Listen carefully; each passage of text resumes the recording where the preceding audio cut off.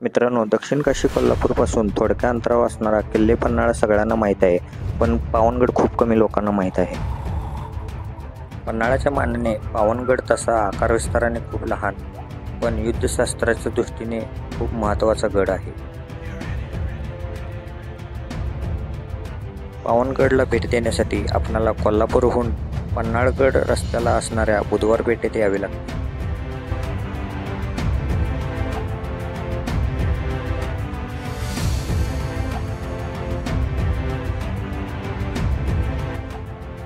बुधवार पेठेतनं पन्हाळगडाच्या रस्त्याला असा हा समोर असणारा पायरी मार्गाचा एकेरी मार्ग लागतो.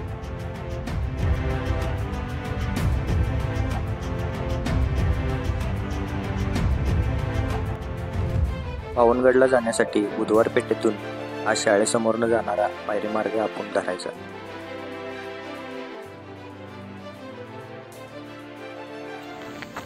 बुधवार पेठेतून आत आल्यावर एक छोटीशी मळलेली वाट लागते.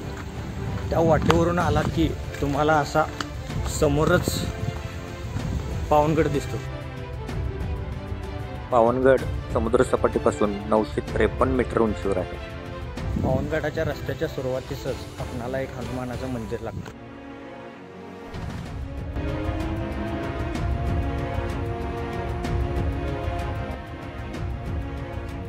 हनुमान मंदिरात जायचं, आपण हनुमानाचं दर्शन घ्यायचं आणि पुढे पावनगडाला जाण्यासाठी निघायचं.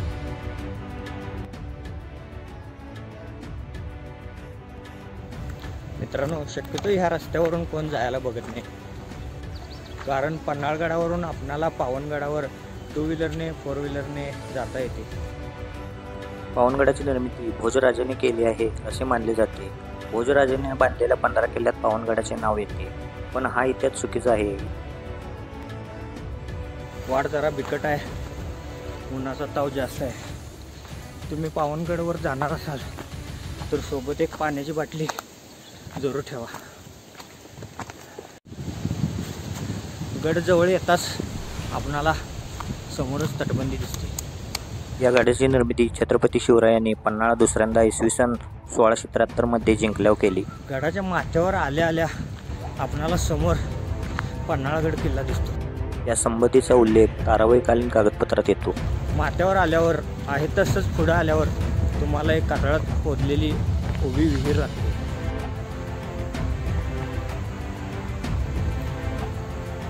आम्ही वतनाचा यत्न करतो. त्या उपरी राजश्री शिवाजीराजे छत्रपती साहेब यांनी पावनगड नावा वसिवला.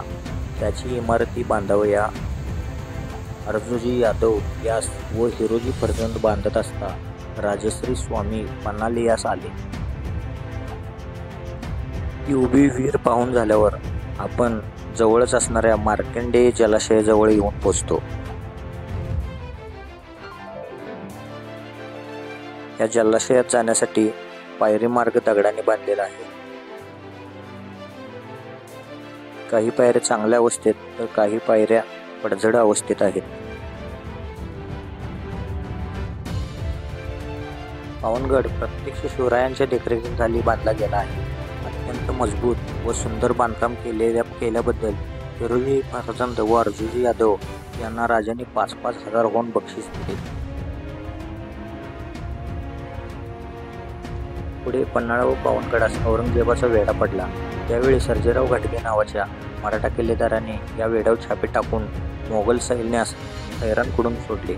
एके दिवशी तर घाटगे व त्याच्या मावळ्यांनी मोगलांची प्रचंड कत्तल केली व मोगल सैन्यावर दहशत बसावे म्हणून मोगलांच्या सैन्याची मुंडकी बुरजावर रचली.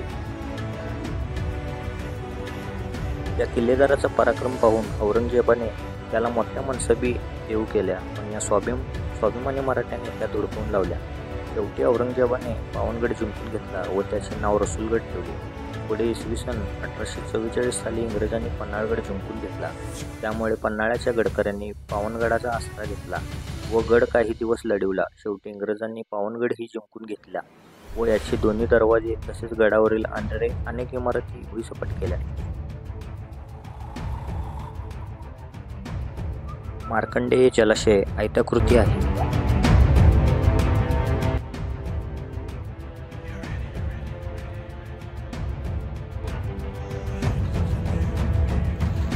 मार्कंडेय ऋषींची विहीर पाहून झाली की आपल्याला समोरच महादेवाचं एक जुनं मंदिर दिसतं.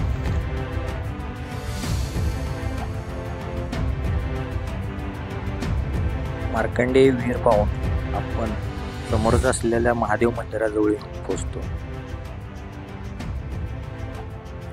महादेव मंदिर काळ्या दगडात बांधलेलं आहे.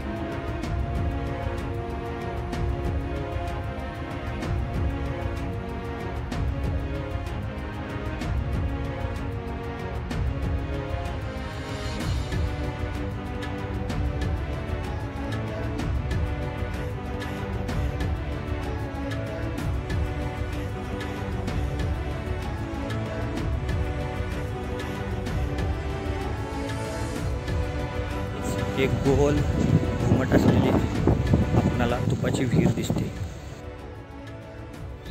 आज्ञापत्र या ग्रंथात ज्या किल्ल्यास काळा खडक दर्जी विरहित असेल तैसे थाई तेला तुपास टाकी करावी. स्वल्प मात्र दरज असले तरी चुना कमावलेला लावून पाजरणं फुटेल ऐसे करावे असा उल्लेख मिळतो.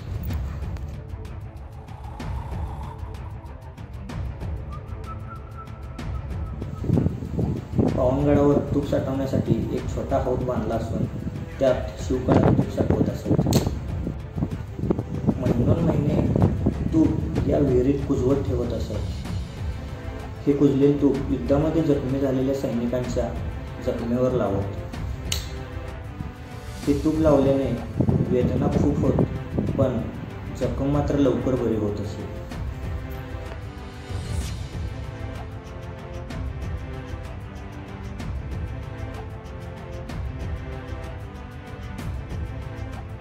हा सर्व मंदिराचा परिसर पाहून आपण गडाच्या पूर्व दिशेला चालू लागायचे. या वाटेने आपण 10 मिनिटात गडाच्या टोकावर पोहोचतो. येथे मुख्य तटापासून वेगळा बांधलेला चौकोनी बुरुज आपणास दिसतो. या बुरुजात सैनिकांना आराम करण्यासाठी कमान असलेली एक खोलीही आहे.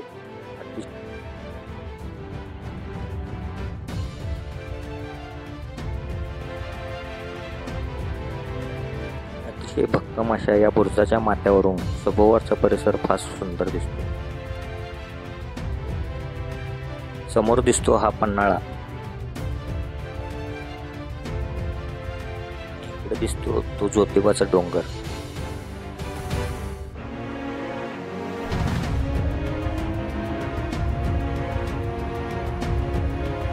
तटावरून पुढे चालत जाताना आपल्याला अनेक बुरुज दिसतो.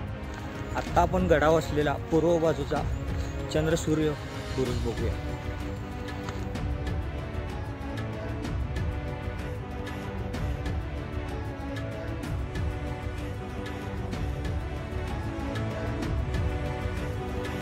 या बुरुजाला चंद्रसूर्य बुरुज का म्हणतात हे तुम्हाला सांगतो. या बुरुजावर चंद्रसूर्याची प्रतिमा कोरली आहे म्हणून स्थानिक लोक याला चंद्रसूर्य बुरुज म्हणतात. या बुरुजाच्या एका दगडावर सूर्य आणि चंद्र दिसतो म्हणून याला चंद्रसूर्य बुरुज म्हणतात. शक्यतो आपणास कुठल्या गडावर जास्त दिसत नाही, त्यामुळे गडप्रेमींनी हे अवश्य बघावे.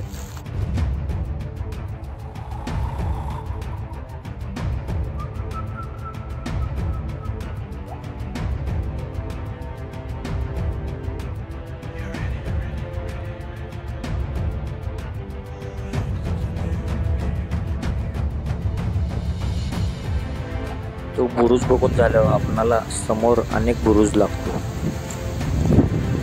गडावर फिरताना पायाकडे लक्ष देणे खूप महत्त्वाचं असतं. साप बघा.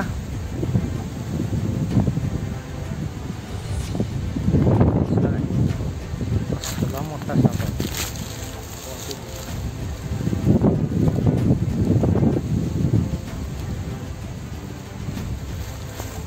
ज्या बुरुजावर होतो त्याच बुरुजाच्या पायरीवर साप होता. बघितला कसला मोठा साप होता.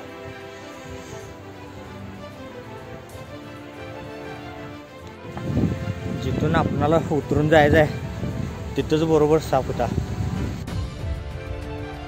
तटाच्या काठीने पुढे जाताना आपणाला बुरुजांचे दगड आपल्याला दिसतात.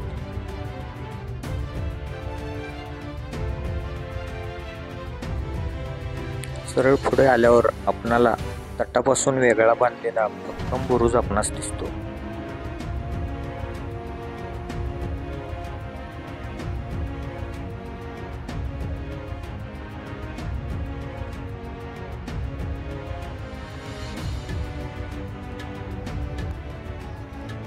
या बुरुजाची स्वच्छता आणि नव्याने बांधकाम चालू आहे.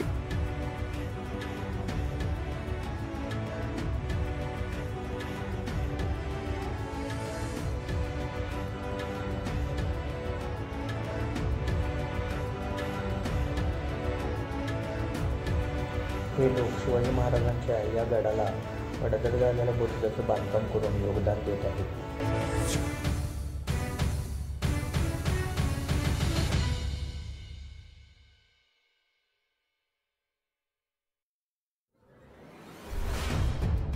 तटबंदी आणि बुरुज या दोघांच्या मधला हा पायरी मार्ग आहे. हा एक गुप्त मार्ग आहे. इथे आपणाला मशाला अडकवण्यासाठीची जागा दिसते.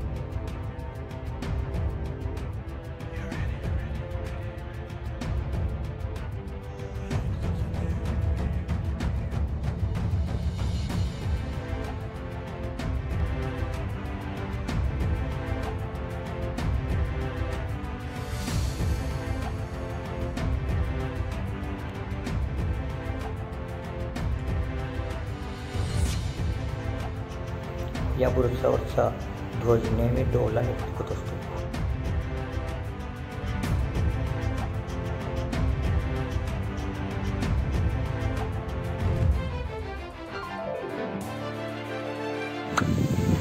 पावनगडाची उंची समुद्र सपाटीपासून 953 मीटर उंचीवर आहे. पावनगडवर येण्यासाठी अशा 4 चाकी पण येऊ शकतात, 2 व्हीलर पण येऊ शकतात. असा चांगला रस्ता आहे. पावनगडावर आपल्याला अनेक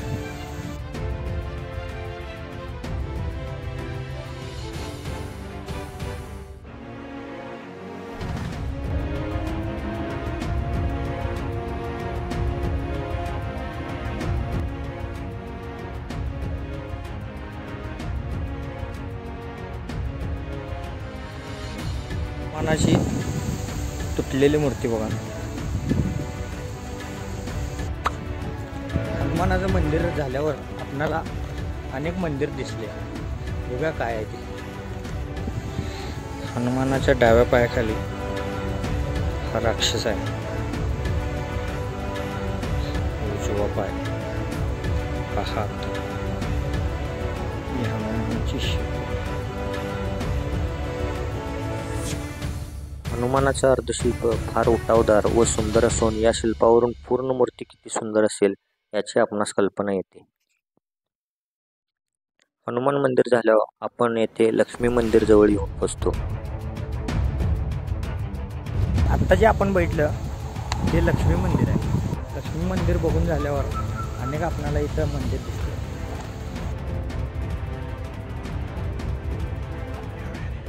या पायऱ्याने वर गेल्यावर आपण नृसिंह मंदिर जवळ येऊन पोहोचतो.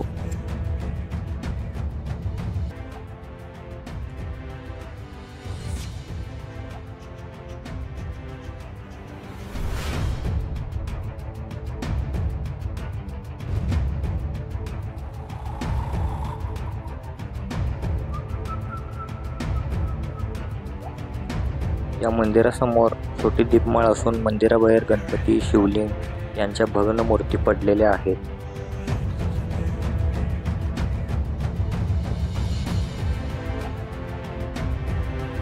टीम पावनगड या दुर्गप्रेमी संस्थेने पावनगडावर अनेक दुर्ग संवर्धनाची कामे केली असून त्यामुळे गड भ्रमंती करताना दुर्गप्रेमींना फारसा त्रास होत नाही.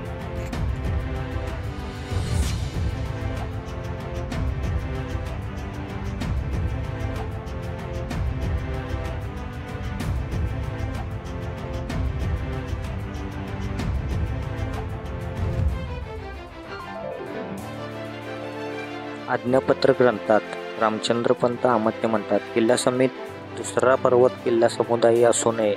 कदाचित असला तरी सुरुंग लावून पाडून गडाची आहारी आणावा. सुरुंगास असाध्य असला तरी तोही जागा मोकळी न सोडता बांधून मजबूत करावा. बरोबर याच कारणाने पावनगडाची निर्मिती छत्रपती शिवरायांनी केली. दुर्गबांधणीचे सखोल ज्ञान असणाऱ्या गणपती शिवरायांच्या देखरेखीखाली पन्हाळा शेजारच्या मूळचे मार्कंडेय नाव असणाऱ्या पावनगड आकारास आला. शिवरायाने दूरदृष्टीने बांधलेल्या पावनगडामुळे किल्ले पन्हाळ्यासारख्या मातब्बर किल्ला खऱ्या अर्थाने सुरक्षित झाला.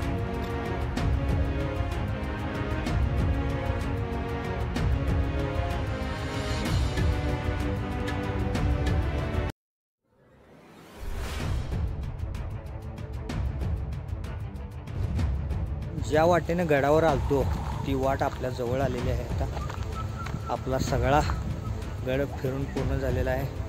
आता आपण परतीच्या प्रवासाला लागू.